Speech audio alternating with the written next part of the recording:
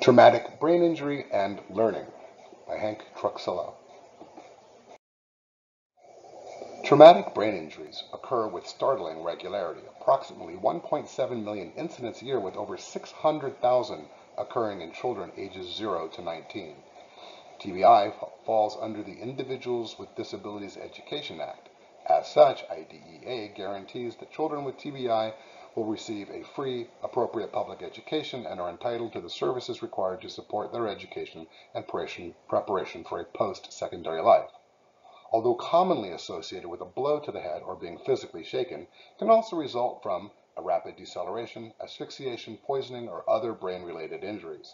The results can show up in numerous ways, including physical, behavioral, and intellectual disabilities. As a result, TBI will involve a much broader scope of difficulties than many more specifically defined disabilities. Understanding how TBI affects the brain. There are two general categories of brain injury: focal, in which the damage is located in one primary area of the brain, and diffuse, in which the damage is to a more widespread area of the brain. There are numerous examples of the more common TBI effects on the brain. Diffuse axonal injury is a widespread damage to the white matter of the brain in which the axons become sheared or torn, which in turn can lead to the breakdown of communication in neurons. DAI results from fast rotational forces or sudden deceleration, often found in car crashes or falls. Another common TBI is the concussion, usually a more temporary, although occasionally a more long-lasting condition. Contusions are a bruising of the brain tissue caused by the bleeding of very small blood vessels, either the impact site, a coup injury, or the opposite side of the brain, counter-coup injury. Another form of TBI is the hematoma, which is a pooling of the blood in the brain. Common causes of TBI in children include falls, vehicle collisions, domestic violence, and sports injuries. Of these, falls are the most common, especially among younger children ages 0 to 4. Sports injuries are more common among older children, generally at or after the age of 15. Assessing TBI can be difficult, as it can manifest in different ways as well as changing over time. According to Brainline, a website about brain injury and PTSD, it is best practice to conduct interviews with the parents, students, current, and if possible, previous teachers. Such interviews should include questions to the student that involve typical day structure and behaviors, how new activities are started, how transitions are made into other activities, socializations, physical stress and fatigue, and what works well. Parents and teachers should also be interviewed for similar information as well as observations including academic progress and social progress. Other data collected includes observations in the classroom and other locations including the home if possible.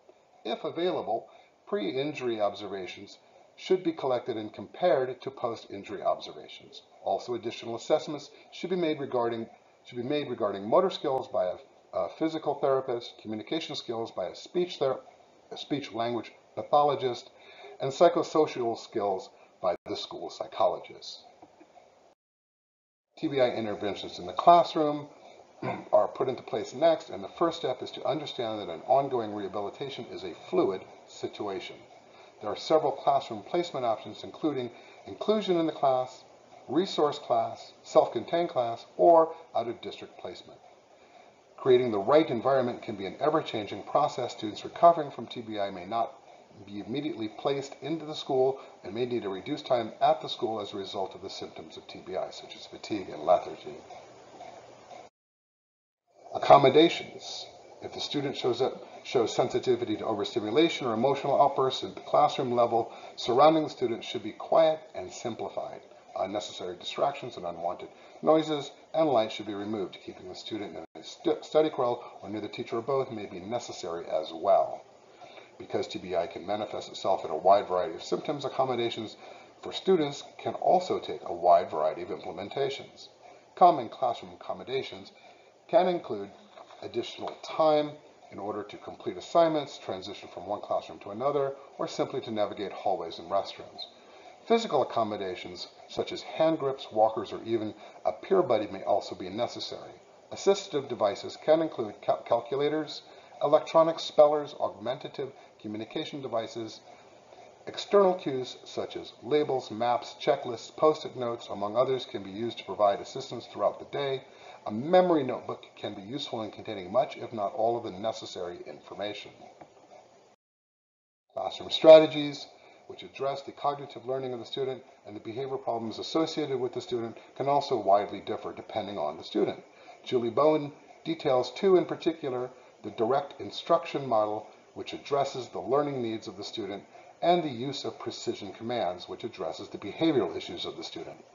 The DI model is based on the principles of applied behavior analysis and can include steps such as creating a meaningful goal presented at the level of the student, provide a simple rationale, clearly stated instructions, provide immediate feedback, and verbal praise and encouragement.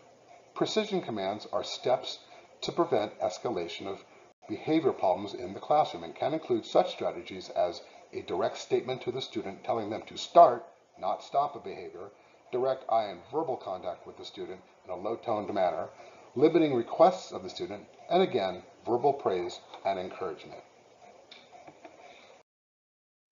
In conclusion, students who have suffered TBI and have recently returned to school collectively face a wide variety of challenges. But individually, the number of challenges can be identified and targeted.